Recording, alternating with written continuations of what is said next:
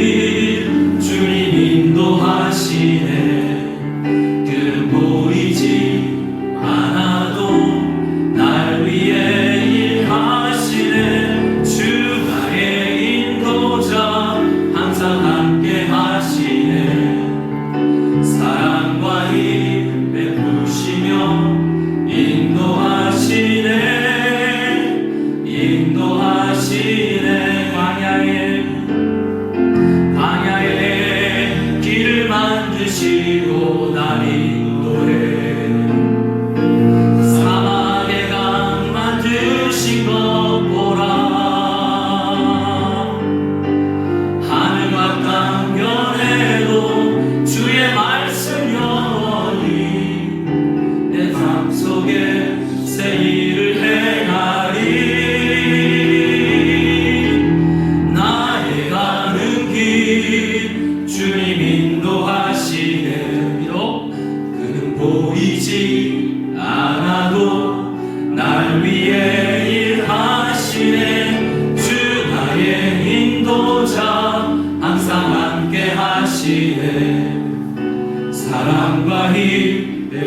주시며 인도하시네.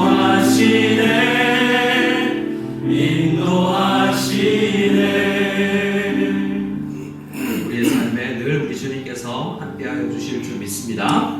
우리 함께 고백드릴 때 지존하신 주님 그 이름 앞에 우리가 모였으니 주님 우리 예배를 받아 주시옵소서 마음 가지고 주님을 높여드리겠습니다.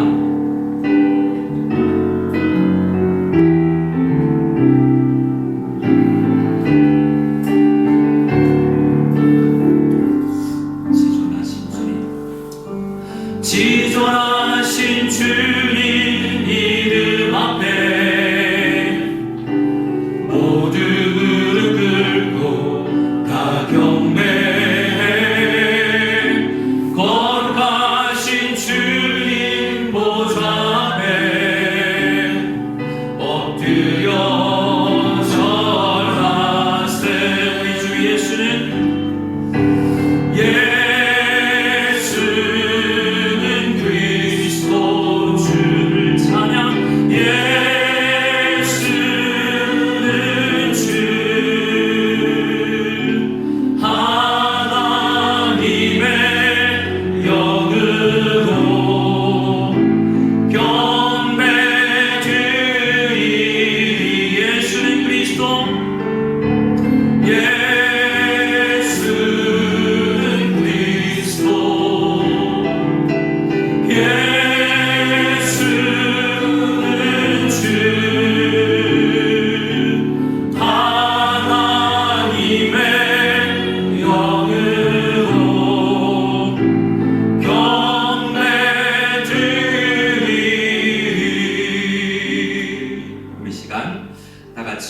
마음의 무릎을 꿇고 주님 앞에 온전히 경배하며 그 영광 앞으로 나아갈 때 우리의 모습은 너무나 연약하고 여전히 죄인이나 예수 그리스도의 보혈의 공로를 의지하고 담대히 주님 앞에 초청되어 나왔사오니 우리 예배를 받아 주시옵소서. 또 한 주간을 살아갈 평생을 살아갈 은혜를 입는 귀한 예배가 되게 도와주시옵소서. 간절히 한 목소리로 예배드린 기도 드린 이후에 우리를 대표하여서 성도경 집사님 기도 인도해 주시겠습니다. 함께 기도하겠습니다. 하나님 아버지 감사합니다. 주께서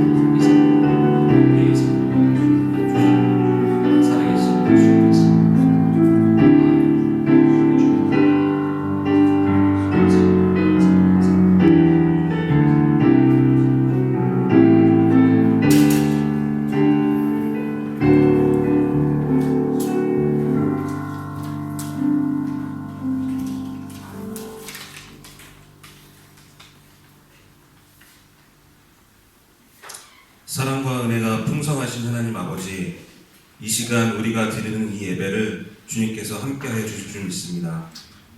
지난 한 주간도 주님의 은혜 안에 거하게 하시고 아직 모이기 힘든 상황이지만 새롭게 허락하신 이 장소에서 하나님을 찬양하며 예배할 수 있도록 인도하여 주셔서 감사드립니다. 신령과 진정으로 드리는 우리 예배를 받아주시옵소서. 이제 중국의 큰 명절인 춘절의 연휴 기간이 끝나고 21년의 한 해를 향한 일상이 본격적으로 시작되었습니다. 올 한 해에는 주님의 말씀에 더욱 귀를 기울이고 강하고 담대한 믿음과 신앙으로 나아갈 수 있는 무성연합교회 성도들이 될 수 있도록 기도합니다.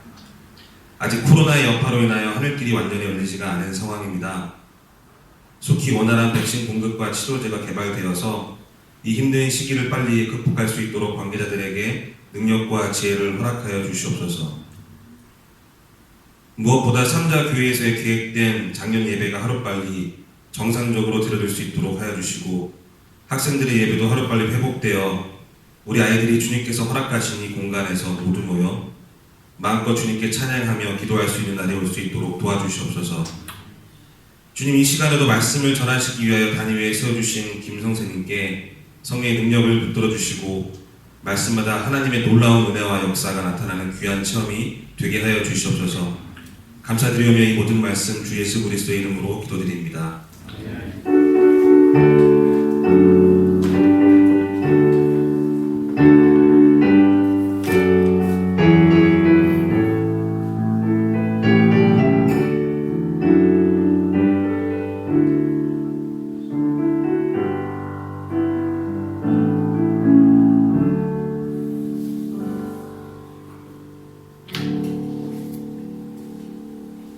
우리 다 같이 찬송가 315장 내 주님 되신 주를 참 사랑합니다. 우리 함께 주님을 높여드리겠습니다.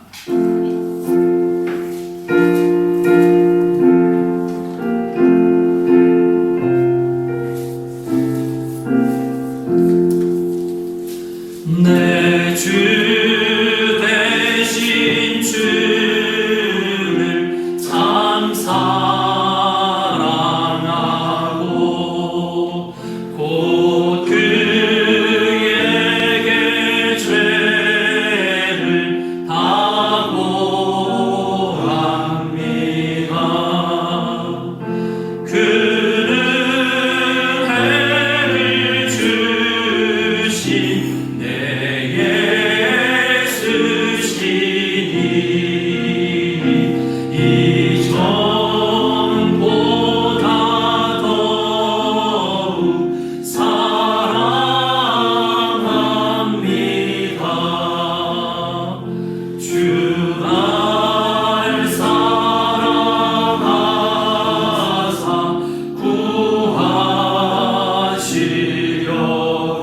구하시려고 저 십자가 고난 당하셨도다.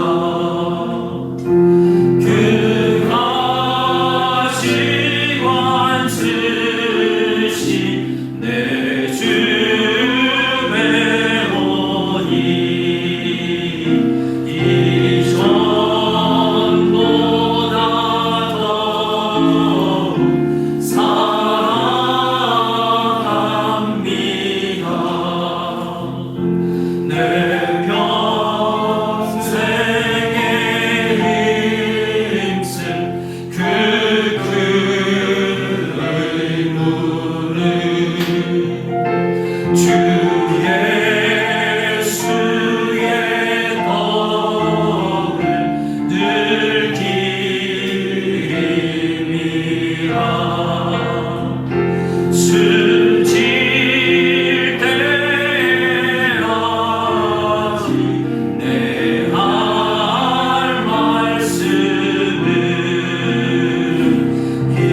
이전보다 더욱 사랑합니다. 그 주님의 영광에 그 영광의 나라 나 들어가서 그 풍성한 은혜 늘 감사하리. 그 면류관 쓰고 나 찬송할 말 이전보다 더욱 사랑합니다. 우리 함께 드린 헌금을 위해서 봉헌 기도 드리겠습니다. 하나님 아버지 감사를 드립니다. 민족의 명절 또 이 중국 땅에서도 춘절로 쉬는 우리 설을 보내어 또 음력으로 새해를 맞이하였습니다. 늘 옛것이 지나가고 새것이 온다는 것을 생각할 때 주님께서 다시 오심 그 날을 고대하며 살아가는 저희들이 다 될 수 있기를 다시 한번 생각합니다. 주님, 작년보다 올해 주님을 더 사랑하고 주님을 더 잘 알아가며 주님 앞에 온전히 예배하는 주님을 닮아가는 저희들 다 될 수 있도록 도와주시옵소서.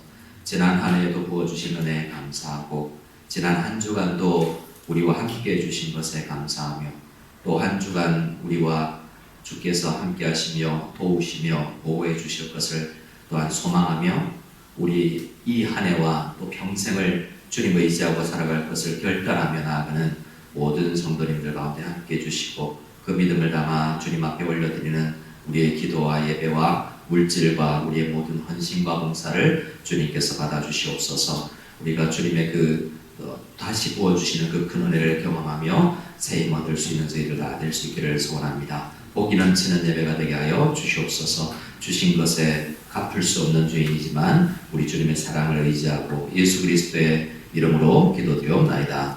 아멘.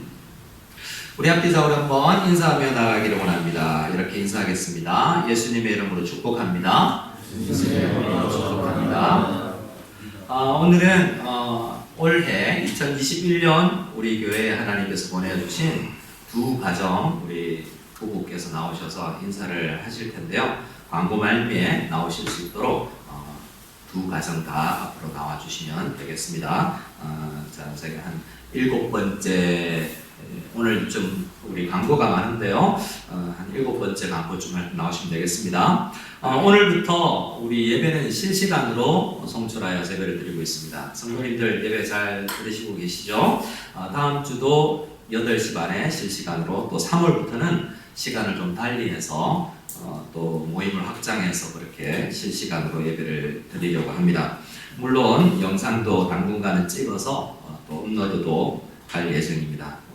그러나 가급적 실시간 예배에 참여해 주시면 감사하겠습니다. 3월부터는 우리 주일학교 학생들도 조금 확대하여서 현장에서 모이고 주일학교 예배도 실시간으로 송출하려고 계획 중에 있습니다. 또 3월부터 많이 달라지는 것이 또 새벽 기도회를 시작하고자 합니다. 3월 1일부터 5시 반에 이곳에서 센터에서 새벽 기도를 하려고 합니다.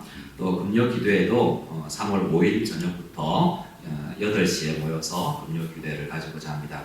많이 참석해 주시고 또 오늘부터 매월 첫째 주, 셋째 주는 남성구역으로 모이기로 저희들이 계획을 했습니다. 그래서 새롭게 조금 재편된 우리 남성구역에 많이 참석해 주실 수 있도록 특히 아내분들께서 많이 밀어주시고 협조해 주시면 감사하겠습니다.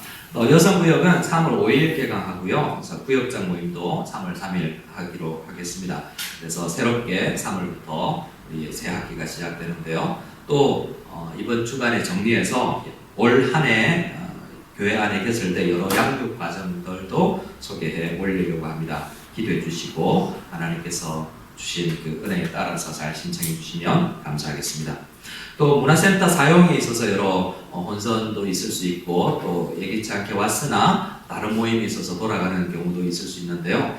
주일 단위로 신청을 했으면 좋겠습니다. 그래서 우리 구역은 앞으로 3주 동안 계속이요 이렇게 하면 다른 구역이 그 구역을 그 시간을 쓰지 못하니까 매주 한 주간 오셔서 등록 신청 대상에 기록해 주시고 피치 못해서 못 오시는 분들은 우리 오 선생님께 연락을 하셔서 참여해 주시면 감사하겠습니다.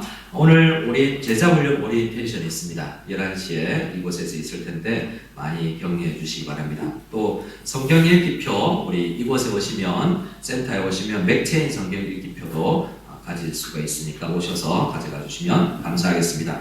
자, 이제 두 가정 앞으로 같이 모여서 인사하겠습니다.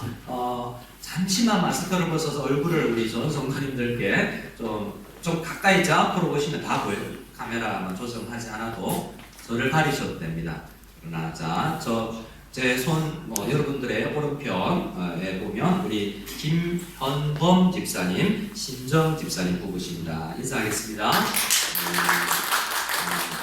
조상성 림보에서 사업하시다가 우리 우시로 오시게 되었습니다.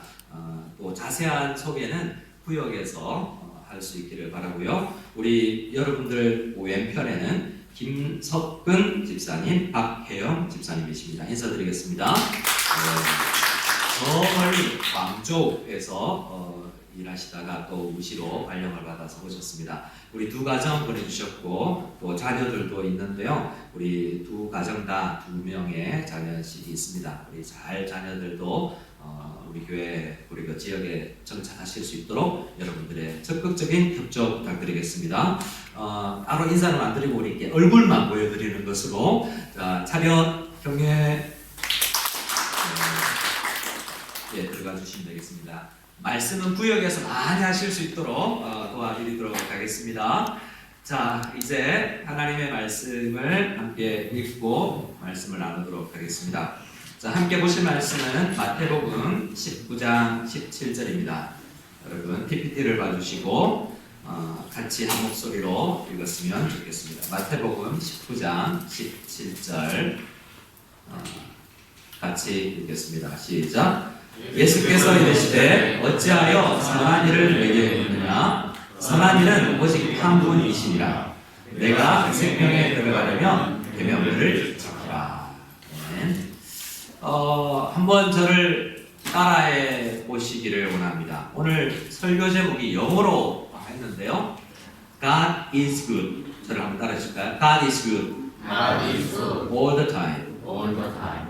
외국인들 미국 서구 영어권 예배에 가끔 가거나 돈모엔 우리 찬양 인도자의 그 찬양을 할 때 보면 이렇게 외치면 성도님들이 따라해 주더라고요. 자, God is good 그러면 all the time. 제가 all the time 하면 God is good. 한번 해보겠습니다. God is good all the time. all the time. God is good. 네, 하나님은 선하시다, 좋으신 분이다라는 의미죠. 자, 성경은 예수님이 소개하는 하나님을 선하신 분이다라고 소개를 합니다. 하나님이 어떤 분이야? 이 하나님이 어떤 분이신지를 알아야 우리가 신앙생활을 제대로 할 수 있습니다. 그러니까 그 신론이라는 우리가 하나님 믿는 하나님이 어떤 분이냐라는 것이 틀려지면 다른 많은 신학과 삶이 달라지게 돼 있어요. 문틈이 조금 열렸지만 그 사이로 빛이 점점 많이 벌어지는 것처럼 첫 각도 하나님이 어떤 분이시냐에 대한 생각이 달라짐에 따라서 신앙의 성격이 굉장히 달라지는 거죠. 여러분들도 가끔 보면 저 사람이 믿는 하나님과 내가 믿는 하나님이 같은 하나님인가? 이런 생각이 들 정도로 하나님에 대한 생각이 많이 다를 수 있습니다.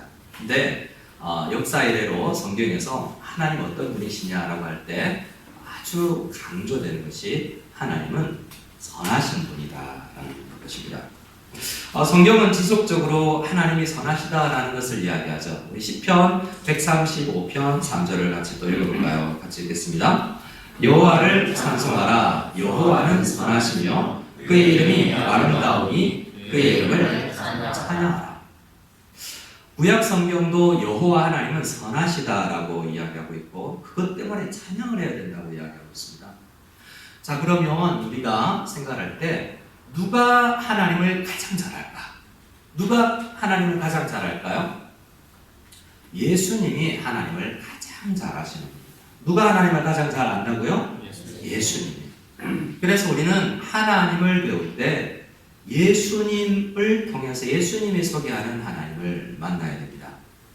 그런데 하나님을 예수님을 통해서 깊이 알지 못한 많은 사람들, 교회를 다니는 사람들도 하나님이 정말 선하신 분인가라는 데 있어서 궁금증을 하고 의문을 품는 경우가 굉장히 많아요. 사진에 두 사진을 보여드렸는데 위쪽에 있는 사진은 세월호. 제가 중국 가서 우리 세월호 사건이 있을 때 야외 예배를 준비하다가 저희도 그 고난의 아픔에 동참하는 마음으로 우리도 야외 예배도 안 갔었잖아요.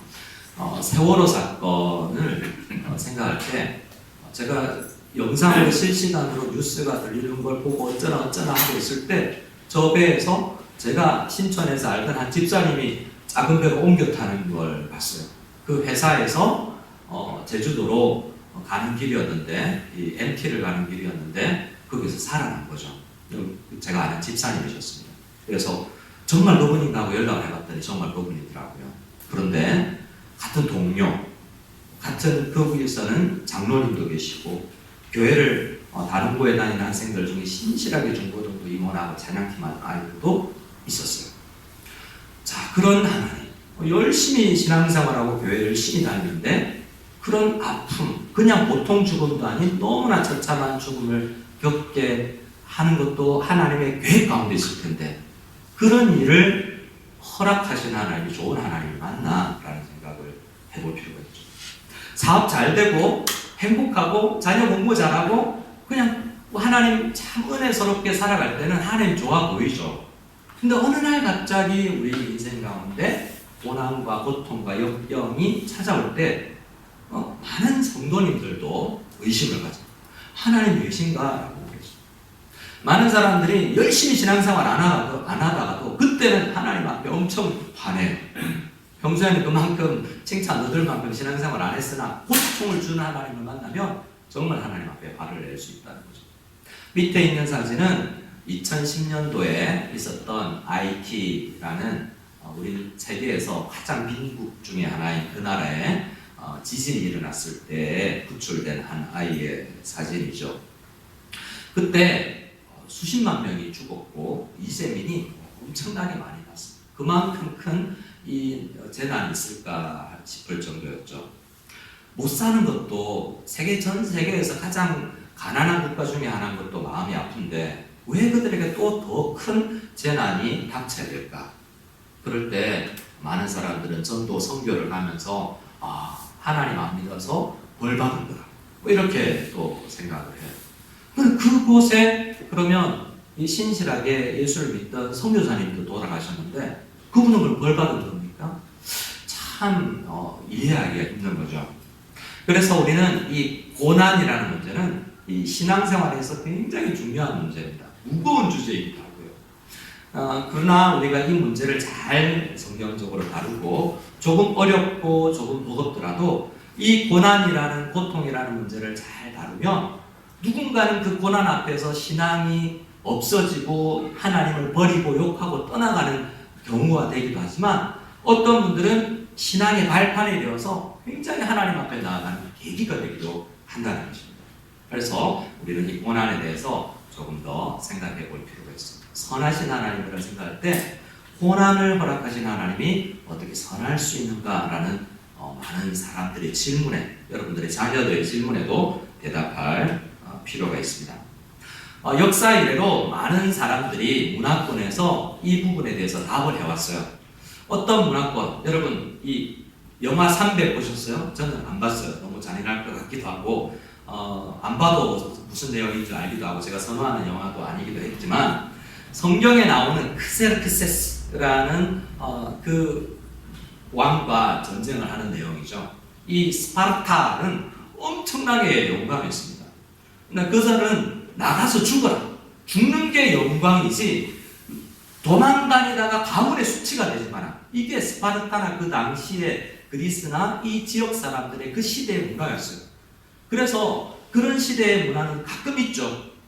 나라를 위해서 죽는 게 영광이지 도망가다가 치사하게 죽으면 평생 자손 대대로 수치다라고 생각하는 거죠.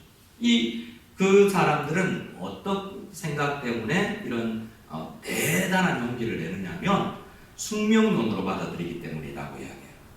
우리한테 주어진 이 숙명, 특별히 소크라테스나 이 철학가들이 이야기했던 숙명론은 우리가 정당하게 열심히 대항해야 될 것이어서 맞서 싸워야 될 것이 고난이다라고 이야기를 하는 거죠. 그 고난 앞에 무너질지라도 싸워야 된다. 마치 많은 사람들이 죽을 줄 알고 용암이 끓는 그런 곳에 뛰어드는 불나방 같은 그런 사람들, 그 앞에서 버티는 그런 사람들이 용감하다고 스스로 생각하는 그런 어리석어 보이는 문화도 있습니다. 근데 이런 문화가 한 시대를 풍미하기도 합니다. 여전히 어떤 나라에 있고요. 어떤 문화권에서는, 특히 불교 문화권에서는 뭐라고 그럽니까? 고통이 오면 어떻게 하라고 그러죠?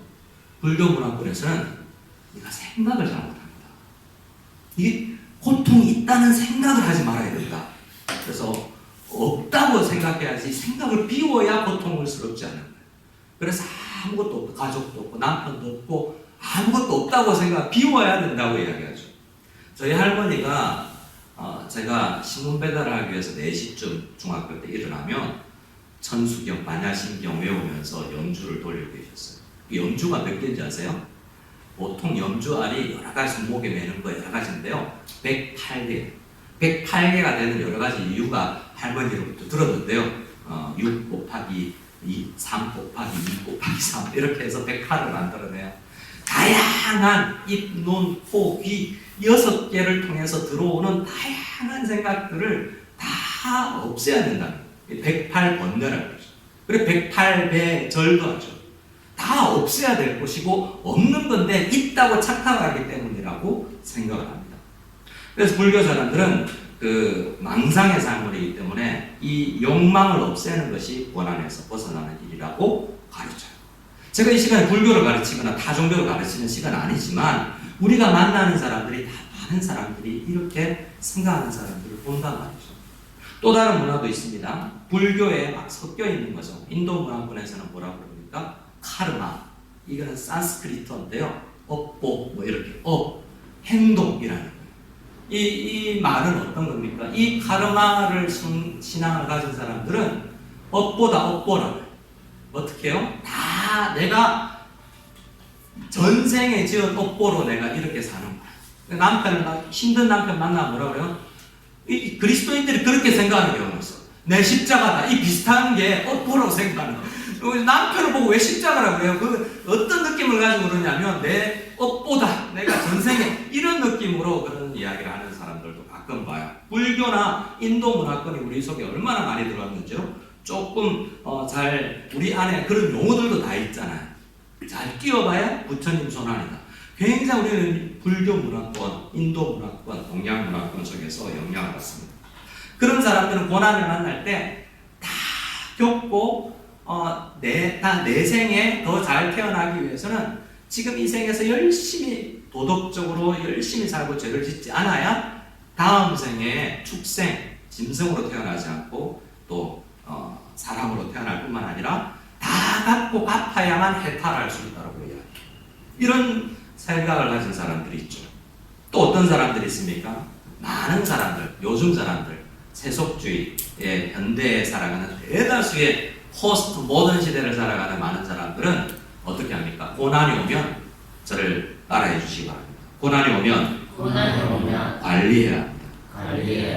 관리하면 된다라고요. 스트레스뿐만 아니라 많은 고난은 적절하게 관리하거나 고난 전문가를 찾아가서 해결하면 된다라고 생각하는 경향이 현대인에게 있어요. 그 생각의 저변에 보면 뭐가 있냐면 이건 우연이지 신이 허락한 게 아니기 때문입니다. 신이 있고 없고 악하고 선한 것도 없어요. 누구에는 살펴보니까 교회 열심히 다니는 사람들도 좋은 일도 당하지만 악한 일도 당해요. 그래서 이건 선하고 악한 게 없고 우연히 일어나는 거라고 생각하죠. 그래서 잘 관리하거나 원인을 찾아서 없애는 방법을 추구해야 된다라고 세상은 이야기를 한다는 겁니다.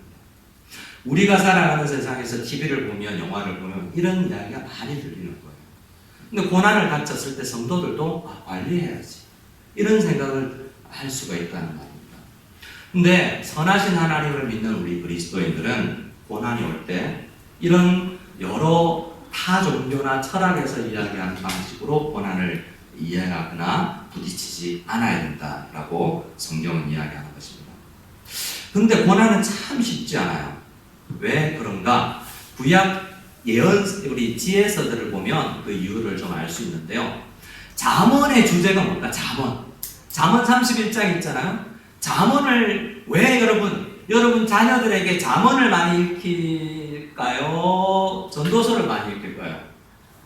나도 잠언을 더 많이 읽고 싶어요. 왜냐하면 잠언을 읽으면 힘이 나고 용기가 나고 우리 아이들이 곁길로 안 나가고 열심히 살 것 같거든요. 좀 더 자자, 좀 더 조자 하면 가난해진다. 빈궁이 강도같이 이럴 것이다. 가난해진다. 열심히 일해라. 그리고 마지막 장에 와도 정말 열심히 일하는 현숙한 여자가 나오고 정말 힘이 나잖아요. 그런데 이상하게 그 잠언을 읽으면 열심히 살면 뿌린 대로 거둘 수 있다. 열심히 기도하고 열심히 헌신하면 하나님께서 복을 주실 것이다 라는 메시지를 잠언에서 하는 것 같은데 다른 지혜서인 욥기를 펴보면 어떻습니까? 잠언이 거짓말 같아요.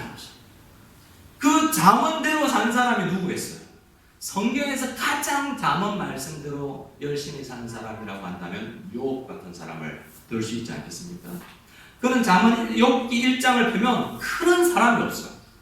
아브라함 시대 사람이지만 아브라함보다 더 믿음이 좋은 것 같아요. 그런데 그 사람은 어떤 일을 당해요? 하루아침에 사업 망하고 자녀가 죽고 어려움을 겪잖아요. 왜 그렇죠? 잠언 말씀처럼 열심히 기도하지 않고 헌신하지 않아서 그럴까요? 성경은 그렇지 않다고 해요. 지혜서들을 잘 3번 정도를 종합해보면 주제가 좀 드러납니다. 전도서는 그럼 뭘까요? 너무 단순화시키지만 전도서는 너무 어렵다. 모르겠다. 잠언 보면 힘이 나고 욥기 보면 이상하고 전도서는 잘 모르겠다. 굉장히 현실적이죠.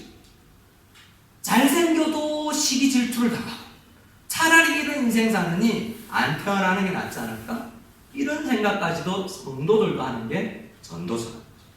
정말 뛰어난 지혜자인 솔로몬도 고난 문제 잘 모르겠다. 도대체 고난 앞에서 어떻게 반응해야 될지 잘 모르겠다라는 게 성경의 저자들의 한때의 자세들인 겁니다. 오늘날도 마찬가지여서 고난이 닥치면 많은 사람들이 이야기를 합니다. 어떻게 하라고?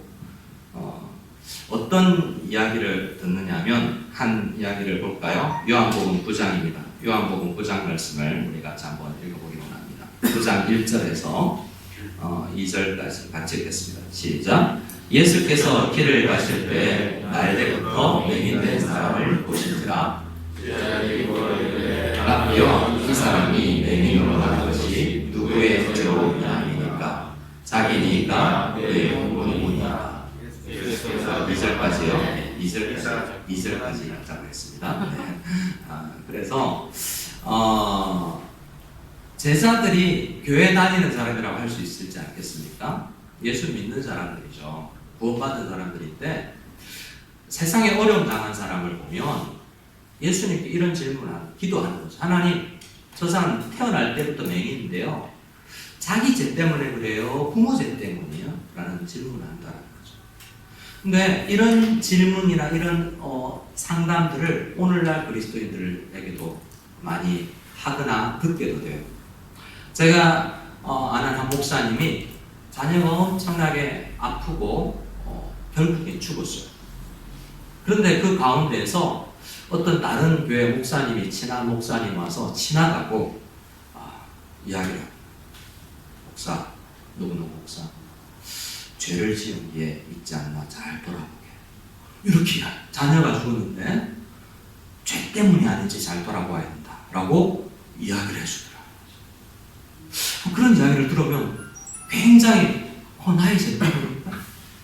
그 목사님은 그런 생각을 했대요. 나는 돌아봐도 나도 죄인이지만 내 자녀가 죽어야 될 정도의 죄를 내가 지었나? 라고 생각하니까 그렇지는 않을 것 같다는 생각이 들더래요. 그 다음부터 생각이 어디로 흘러가냐면 그러면 내 자녀뿐만 아니라 누구의 자녀예요? 우리 와이프의 자녀이기도 하죠. 그런 생각이 어디로 흘러가냐면 내가 모르는 우리 아내의 죄가 있나? 이런 생각으로 흘러가더라는 거예요. 어떤 상담 때문에 그래요? 나에게 일어나는 고난이 자녀가 죽지 않더라도 어떤 고난이 어떤 죄 때문이라는 생각을 하게 된다. 여러분 그런 이야기 생각은 우리가 가끔 들지 않나요? 주일날 오늘 혹시 이 영상을 나중에 오늘 등산 다 가고 골프 치고 와서 저녁 6시에 예배를 드릴 분들 보면서 오면서 다리를 뼈었어.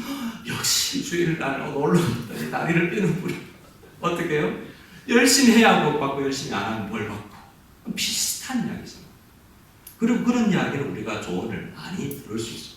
기도 많이 하시는 선배 성도들이 격려하는 차원에서는 좋지만 굉장히 하나님을 오해할 수 있도록 만드는 경향이 있다는 거예요. 제자들도 혼란스러웠을 거예요. 도대체 이 고난 앞에서 어떻게 반응해야 되지? 그들도 구약의 하나님을 믿고 구약 성경을 읽었던 사람들인데 말이죠. 고난 문제는 참 어렵다라는 거예요. 근데 예수님은 그들에게 3절에 대답하십니다. 예수께서 대답하시되 이 사람 죄 때문도 아니고 부모의 죄 때문도 아니다. 그를 통해서 하나님이 하시는 일을 나타내고자 하는 목적이기 때문이다 라고 설명하십니다. 근데 여러분 조금 신학적인 이야기일 줄 모르지만 생각해보면 우리는 어떤 설교를 자주 듣죠? 이 세상의 모든 고통과 아픔과 고난은 뭐 때문이다? 죄 때문이잖아요. 그럼 나의 죄 때문이거나 부모의 죄 때문이 맞지 않나라는 생각을 할 필요가 또 있죠. 도대체 죄 때문이라는 거야? 아니라는 거야. 어렵지 않나요? 그래서 잘 모르겠다가 정답인 거죠. 어떻게 보면. 성경이 이야기하는 걸 종합해 보면 이런 것 같습니다. 세상에 있는 모든 고통과 고난은 죄 때문인 것은 맞으나 내게 일어나고 있고 예수 안 믿는 저 사람에게 IT에 선교지에 예수 믿지 않는 불교 국가에 일어나는 고통도 꼭 그 사람의 죄 때문만은 아니다. 무슨 예수님 당시에도 건축을 하다 망대를 짓다가 무너졌는데 세월호 사건처럼 많이 죽었어요. 누구 죄 때문이지? 이런 생각을 하면서 어설프게 복음을 전하거나 또한 충고를 할 때가 있다는 겁니다. 그래서 우리는 이 여전히 답이 없는 그래서 여기까지 좀 정리를 해보면 내게 일어나는 모든 고통들은 이 요한복음 9장 예수님의 말씀에 의하면 많은 경우 나의 죄나 부모의 죄나 다른 사람의 죄 때문이 아니라 특별한 하나님의 목적이 있는 그런 고통이다라는 생각을 해볼 필요가 있다는 거예요. 지금 요한복음 9장에서 그 경우는 그 날 때부터 맹인으로 태어난 그 사람을 통해서 하나님께서 목적한 바가 있다는 거예요. 여러분 생각해 보세요. 우리들에게는 많은 성도님들에게 자녀가 있을 거예요. 여러분 자녀가 태어났는데 눈이 안 보여요. 태어날 때. 성경에 있는 이야기고 우리 자녀가 괜찮으니까 그런 생각 안 해볼 수 있지만 제 조카는 태어날 때부터 한쪽 눈이 안 보이기 시작하면서 많이 기도했는데 한쪽 지금 실명이에요. 보기에는 정상이죠. 저희 성도님들 신방에 보면 태어날 때부터 어린아이 때 그 아토피, 많은 가정들이 아토피나 태어날 때부터 탈장이나 선천성인 병이 있어요.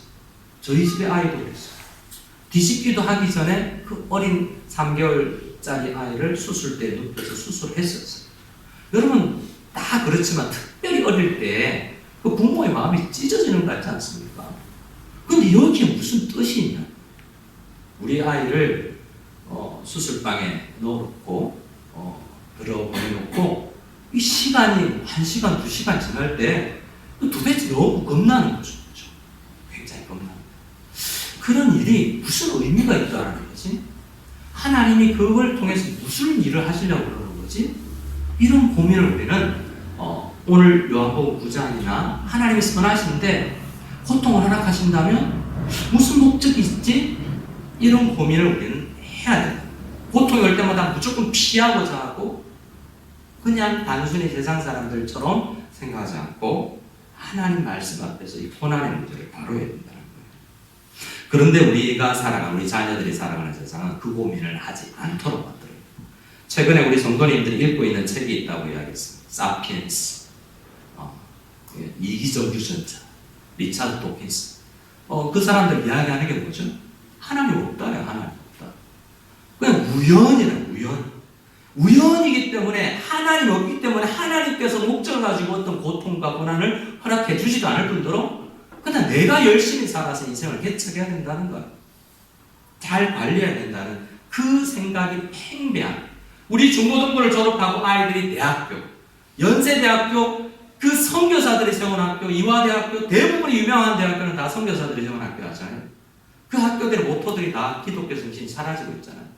하버드 대학교도 하버드 목사님 이름을 따서 지었잖아요. 거기에서 기독교 정신이 사라지고 그 연세대학교나 이런 대학교를 가면 하나님 없다고 가르치고 하나님 있다고 가르치면 폭력을 가하고 이 지식의 폭력을 가하는 것이라고 이야기하고 전도하면 안 된다고 교수들이 가르쳐요. 그런 사회에서 우리 자녀들은 많이 노출되어 있어서 성경적으로 사고를 잘 못할 수도 있다는 심각한 고민을 할 필요 있다는 겁니다. 굉장히 서론만 이렇게 길게 하고 있는데요. 성경에서 이야기하는 고난의 문제 쉽지 않기 때문에 어떻게 한 편의 설교로 다 이야기를 하겠습니까? 조금 빠르지만 이제 성경에서 주로 이야기하는 이야기를 나눠드릴까 합니다.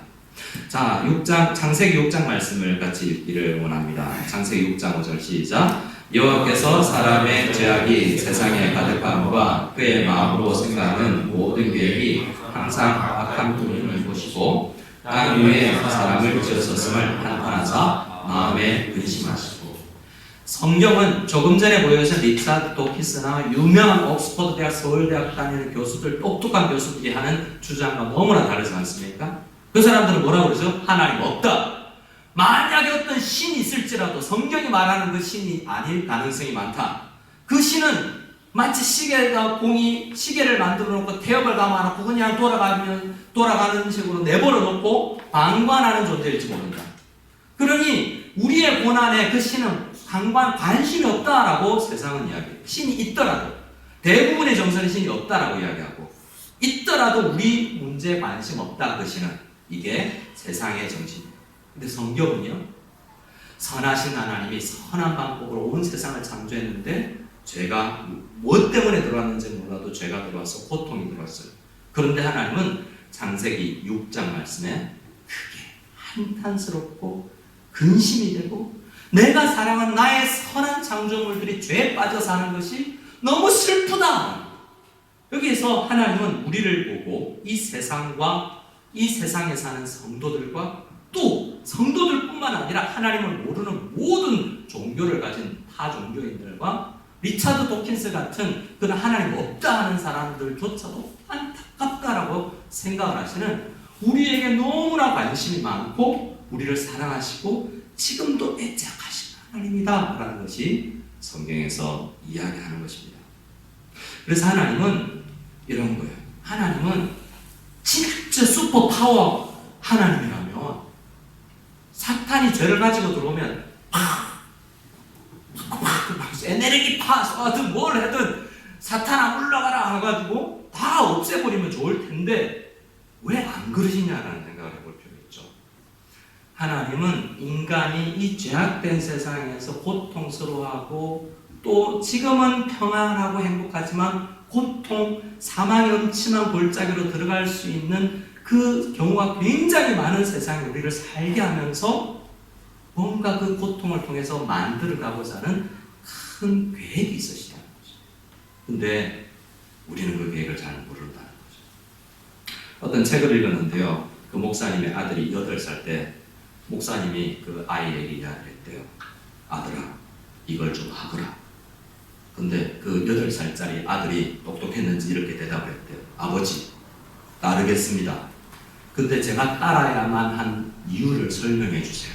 그러면 따르겠습니다. 즉 그냥 해라라는 명령에는 못 따르겠다는 거예요.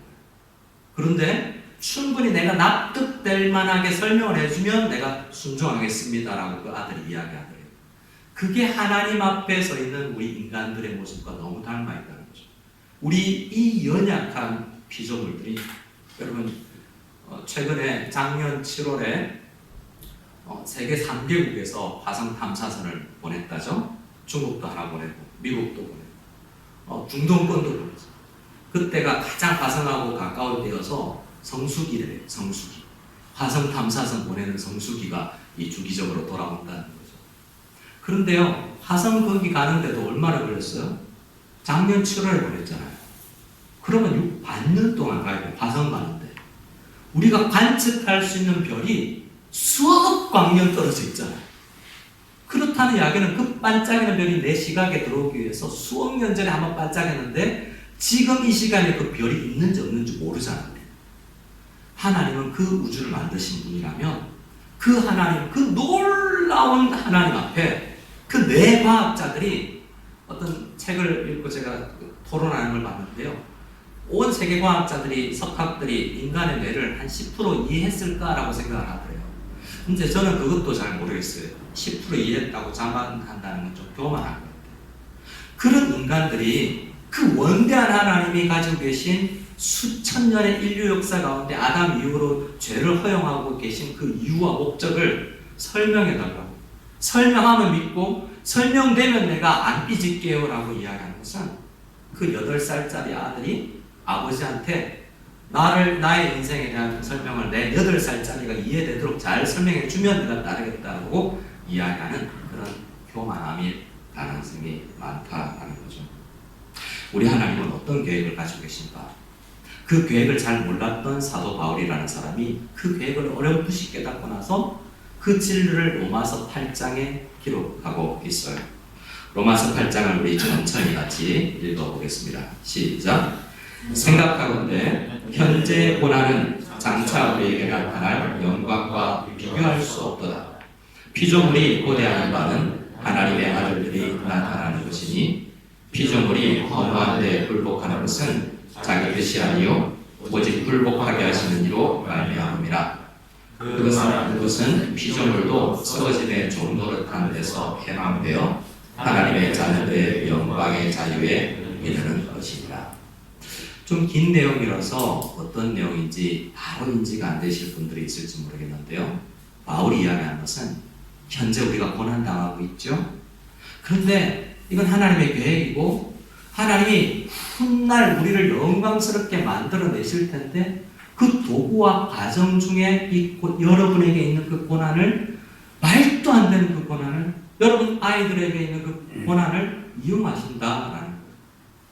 어떤 가정에 신방을 갔더니 그 아토피로 온몸이 짓물러 있는 그 아이에게 할아버지가 보고 내 기도할 수밖에 없다고, 하나님을 안 믿는 할아버지가 그 아이 때문에 기도할 수밖에 없다라고 그 아이의 고난 때문에 기도의 자리로 나오더라.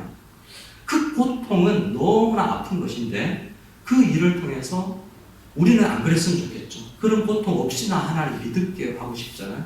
그런데 하나님이 이상하게 그런 걸 쓰더라는 거죠. 그런데 그 고통의 현장 가운데서 우리 모든 피조물들 가운데 가장 뛰어난 우리 사람들이 허탈한데 함부로 아무 것에나 굴복하지 않고 꿋꿋이 그 고난 가운데서 하나님의 뜻을 묵상하며 살아가기를 원한다라는 것이 사도 바울이 로마서 8장에서 이야기하는 거예요. 그래서 하나님께서 우리에게 고난을 포함한 원대한 계획을 갖고 계시고 그것은 하나님의 선한 프로젝트 가운데 있는 것이다 라는 생각을 할 필요가 있습니다. 근데 하나님 그 계획을 어떻게 해결하시는가? 이것은 가장 중요한 것이지만 사실은 또 다른 설교 한 편이 필요하기 때문에 간단하게 설명하고 넘어갑니다. 결국 십자가예요. 십자가가 하나님이 고난을, 고통을 해결하는 방법의 가장 점수라는 것입니다. 요한복음 1장에 보면요, 요한이 예수님을 설명할 때 하나님이라고 해요. 요한복음 1장 말씀에 태초부터 있었던 말씀이신 그분이 하나님이신데 그분이 창조했다라고 해요. 그런데 요한복음이 끝나는 19장부터는 그 하나님이 십자가에 달려서 죽었대요. 피조물의 손에. 이 요한복음 첫 부분과 끝 부분은 너무나 말이 안 맞는 거예요. 요한이 전하고자 하는 것은, 성경이 전하고자 하는 하나님은 창조주신데 피조세계로 들어와서 고통 중에 가장 큰 고통을 당하고 죽었다라는 이상한 이야기를 하고 있는 거예요. 왜요? 원대한 목표를 이루는데 그 일이 꼭 필요하기 때문에 그걸 통해서 우리가 뭘 깨달아야 된다라는 거예요. 요한복음이 아니라 마태복음 27장은 이렇게 이야기를 합니다. 마태복음 27장 우리 46절을 같이 읽어보겠습니다. 47절 시작. 제 90쯤에 예수께서 크게 소리질러 이르시되 엘리 엘리 라마 사박다니 하시니 이는 곧 나의 하나님 나의 하나님 어찌하여 나를 버리셨나이까 하는 뜻이라. 하나님이신 예수님이, 성자 예수님이 성부 하나님으로부터 버림을 받는 장면이죠. 우리는 이 장면을, 많은 신학자들은 이 한 구절을 가지고 엘리 엘리 라마 사박다니 한 권을 가지고 큰 볼륨 있는 수백 페이지의 책을 써도 이 깊은 은혜를 다 다룰 수 없다라고 이야기해요. 하나님이신 그분이 왜 버림을 받으셔야 될지라는 생각을 하게끔 만드는 장면이라는 거죠. 여러분, 왜 어떤 게 가장 큰 고통이냐 하면, 인간 세상에서 어떤 게 가장 큰 고통이냐면, 미국의 어떤 대통령이 어떤 스캔들이 나는 게 나에게 별로 큰 고통이 아니에요. 그렇죠? 근데 어떤 게 고통이에요? 내가 사랑하는 내 남편이, 내가 그토록 사랑하는 내 아내가, 내 자녀가 죄 짓고 있을 때 너무 가슴이 아프죠. 왜요? 너무나 찢어질 듯하게 아플수록 그를 사랑하는 거잖아요. 떨어져 있는데도 여러분 혹시 솔로로 여기 계시는 분 중에서 오히려 떨어져 있는 게 좀 나은 것 같은데 라고 생각하거나 같이 붙어 잘 아내와 남편하고 같이 있는데 좀 점점 힘들어지네, 조금 떨어질 때가 되지 않았나라고 생각이 든다면 좀 점검해 봐야 되겠죠. 근데 우리는 가까우면 가까울수록 그 관계 속에서 받는 상처가 엄청 크잖아요. 믿었던 목회자에게 상처를 받았을 때 신앙을 버려버리잖아요. 많은 교회에서요, 만나면 교회 왜 안 다녀요? 목사님 욕을 10년 전 이야기인데 어제 일처럼 이야기해요. 10년 전에 경험한 과거의 일인데 내가 지금 엄청 화나 있어요. 왜요? 10년 전에 그 과거에 그 내가 믿었던 목회자의 죄 때문에. 그런데 예수 그리스도는 누구도 생각할 수 없는 가장 친밀한 성부 하나님의 그 사랑 관계에 있었는데 그 하나님이 예수님을 싫다라고 하는 거죠. 근데 예수님 뭐 하고 있어요? 하나님 왜 날 버리세요? 라고 이야기하잖아요. 너무나 이 부분은 고민거리. 예수님의 제자들은 베드로는 십자가에 거꾸로 죽고 많은 선교사들도 못 위를 우리나라의 선교사들도 일제시대에 못 위를 걸어가면서 신앙을 버리지 않고 참수를 당하면서도 불에 타면서도 의연하게 찬송을 부르면서 죽었는데 예수님은 왜 나의 하나님 나를 버리십니까? 라는 고통을 불부짖었다는 것은 뭐 너무 이상하네? 라는 생각을 할 필요가 있습니다. 왜 그러냐? 그 하나님 앞에 버림받은 그 크기는 우리가 사랑하는 아내나 남편에게 상처받고 목회자에게 상처받은 것과는 비교도 할 수 없는 큰 고통 가운데 예수님께서 지금 부르짖고 있는 것인데 그게 왜요? 나가 꼭 겪고 있는 모든 고통을 끌어안고 예수께서 해결하는 과정이다. 하나님은 그래서 십자가를 어떻게 우리에게 알려주시고자 하는 것인가? 많은 성경 기자들은 이런 거예요.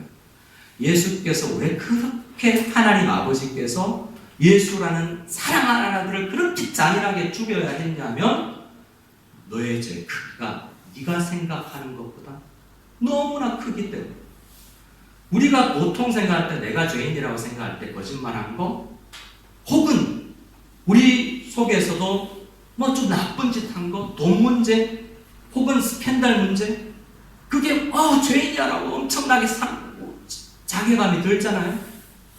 여러분들은 솔직히 저는 여러분을 만나고 싶은데 가끔 보면 저를 피하는 듯한 느낌도 들어요. 목회자가 신도 아니고 하나님도 아닌데 마치 제 앞에서 뭔가 저는 괜찮은데 괜히 본인들이 이렇게 하는 경우가 가끔 있는 재발절린다고 그러죠. 그런데요, 하나님은 우리에게 십자가를 통해서 이야기하는 것은 내 죄가 그렇게 내가 번뇌하는 것보다 더 크다라고 이야기하고 싶어요. 왜요? 예수 그리스도를 사랑하는 아들을 죽여야 그 문제가 해결될 만큼 내 문제는 굉장히 크다라는 거예요. 반대로 십자가는 또 뭘 이야기하죠?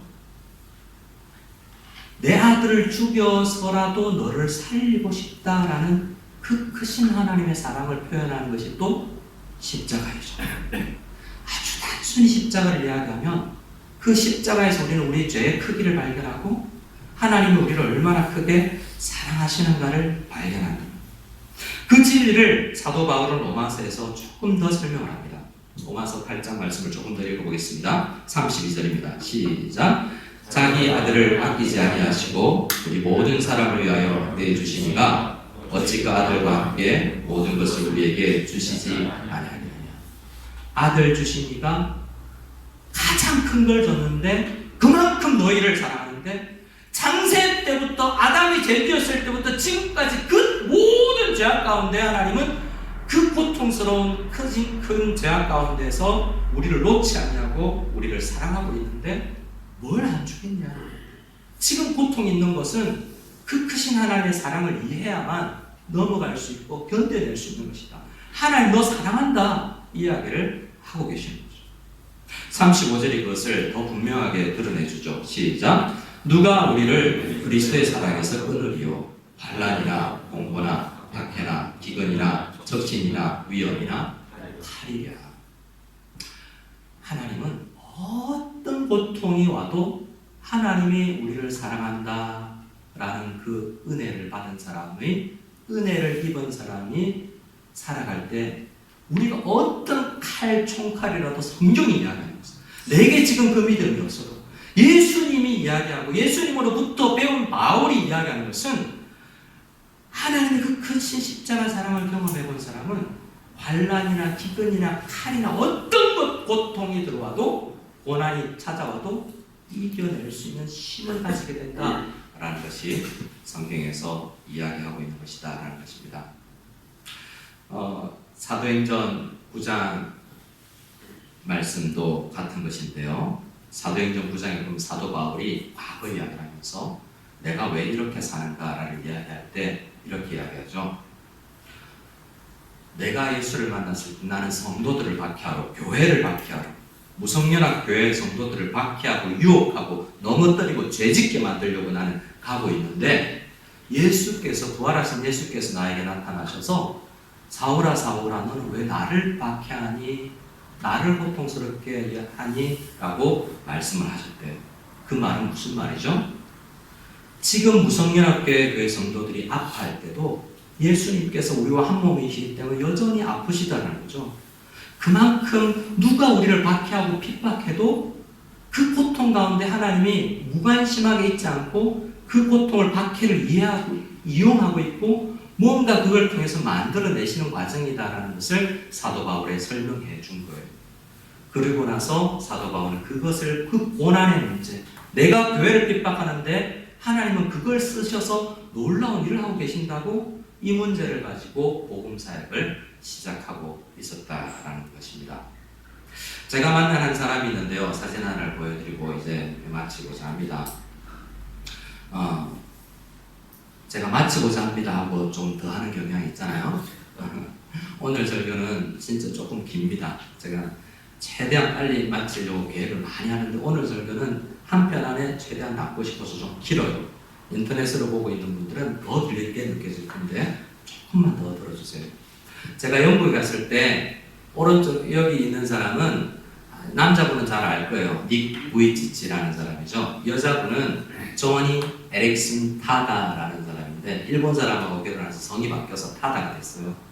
이 사람은 18살 때 다이빙을 하다가 다쳐서 어깨 아래로 쓸 수가 없어요. 그렇게 지금 70 몇 세인가예요. 50 몇 년째 휠체어만 타고 다니는 거죠.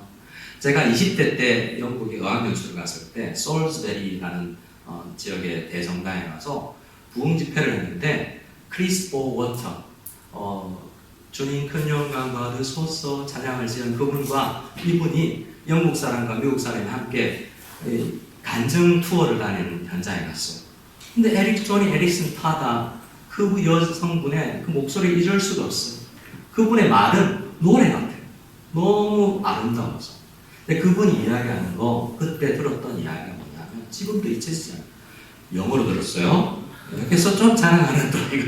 근데 그분이 이야기하는 것이 18살에 다쳐서 재활병원에 갔는데 17살에 나와 비슷하게 다쳐서 나보다 더 심하게 아무것도 눈만 껌뻑일 수밖에 없는 여자아이가 17살에 다쳐서 병원에 누워있더래요.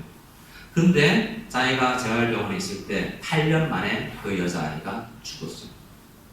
그래서 이 조니 에릭슨 타다는 이 18살 청소년으로서 그 고통 앞에 목사님이 신방 와서 설교해주면 좀 힘 좀 나고 나에게도 뭔가 힘이 있겠지라고 생각했는데 그 사건이 너무나 충격이 크게 다가왔대요.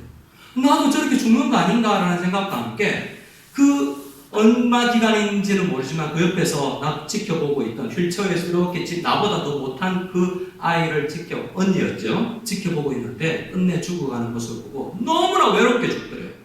유일하게 찾아오는 사람은 엄마밖에 없었는데 8년 동안 움직이지도 못하고 엄마가 읽어주는 성경 정도만 읽고 그러면서 처음 드는 그 생각이 나 같은 인생, 저 언니 같은 인생이 무슨 의미가 있지?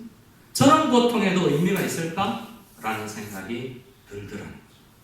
그런데 그때 하나님께서 어떤 계기를 통했는지 몰라도 말씀 묵상을 하게 해주셔서 깨달은 바가 있는데 두 성경 구절이에요.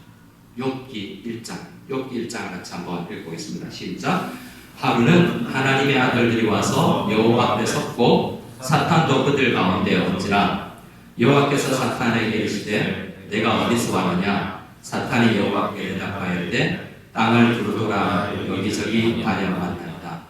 조니 자 여기까지만요. 조니 에릭슨 타다 여사가 최근에도 암투병을 이겨내고 여전히 고백하는 신앙이 뭐냐 하면 이렇게 오체불만족이나 이런 휠체어에서 평생을 살아가고 8년 동안 병상에 누워있다가 죽는 인생이어도 의미가 있는 것은 욥기 1장에 욥이 그렇게 고통의 현장에 있을 때 사탄이 돌아다니면서 그 욥을 힘들게 했는데 그 현장에 욥을 관찰하던 하나님이 계셨고 수많은 천사들도 그 현장에 같이 있었다고 고백하는 거예요.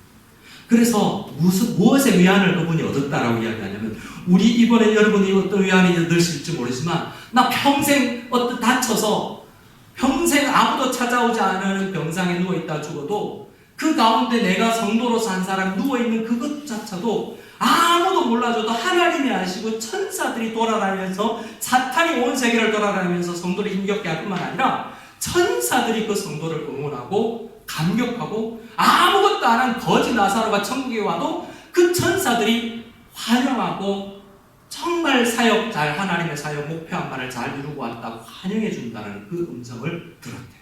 내가 저 언니처럼 살다가 가도 하나님께서 목표 이루다 왔다고 이야기해 주실 것이고 천사들도 환영해 주시겠구나라는 마음의 확신이 들더라는 것이죠. 누가복음 15장이 그것을 이야기합니다. 같이 읽겠습니다. 시작. 내가 너희에게 그러니 이와 같이 죄인 한 사람이 회개하면 하나님의 사자들 앞에 기쁨이 되느니라. 하나님께서 고난 현장에서도 이렇게 깊은 우리가 저 같은 사람이 아니라요. 고난 깊은 곳에 들어갔던 사람들은 이 고난을 통해서 하나님을 깊이 만났다는 것 그거 하나를 알고 고난을 연구해 보시죠. 그들이 제가 책을 통해서 4개를 이야기하는 것을 종합했습니다. 읽고 성경 한 곳을 딱 읽고 마칩니다. 4가지를 고난을 통해서 성도들의 역사 이래로 발견했대요. 같이 읽어볼까요? 시작. 고난은 우리 자신을 바라보는 시각을 바꿔놓습니다.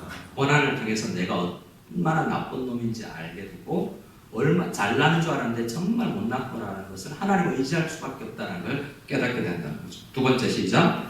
고난은 우리 삶의 여러 좋은 것들을 위한 우리의 태도를 바꿔놓습니다. 잘 나갈 때 골프 잘 나갈 때 돈 잘 벌릴 때 정말 내가 뭐가 진짜 좋은지 잘 모른다는 거죠. 하늘을 바라보고 자연을 바라보고 바람을 느끼고 아내와 자녀와 산보를 가고 이게 얼마나 가치 있었는지 모르고 돈 벌러만 쫓아다녔다는 것을 고난 당해보고 저기 나는 자연인이다 하는 그 사람들만 깨닫는 고통 당해보고 자연 속을 걸으면서 그때서나 깨닫는 게 하나님 내 옆에 너무나 좋은 게 많았는데 하나님 중심적으로 생각하지 못했다는 깨달음. 또 3번째 시작. 고난은 하나님과의 관계를 탄탄하게 만듭니다. 고난을 통해서 하나님께 더 가까이 나간다는 거죠. 마지막 4번째. 이거 우리 모든 성도들에게 주님께서 바라고 있는 것입니다. 같이 읽겠습니다. 시작. 고난은 고통을 당하는 다른 사람을 위로할 수 있게 합니다. 고린도후서 1장이 그것입니다. 마지막 성경 구절입니다. 우리에게 바라시는 고난을 통과하는 우리를 통해서 바라시는 하나님의 뜻 읽고 우리 찬양하겠습니다. 같이 읽겠습니다. 찬송하리로다. 그는 우리 주 예수 그리스도의 하나님이시요 자비의 아버지시요 모든 위로의 하나님이시며 우리의 모든 환난 중에서 우리를 위로하사 우리가 하여금 하나님께 받는 위로로서 모든 환난 중에 있는 자들을 능히 위로하게 하시는 이시로다. 그리스도의 고난이 우리에게 넘친 것 같이 우리가 받는 위로도 그리스도로 말미암아 넘치리로다.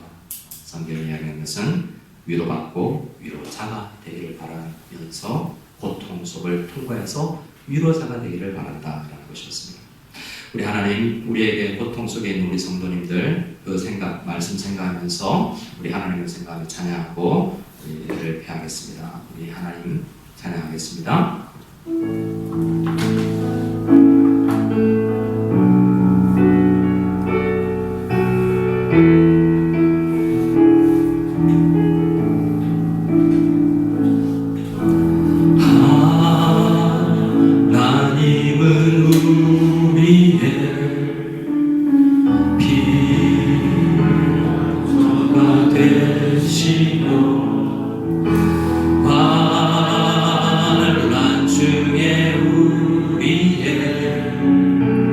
힘과 도움이시라.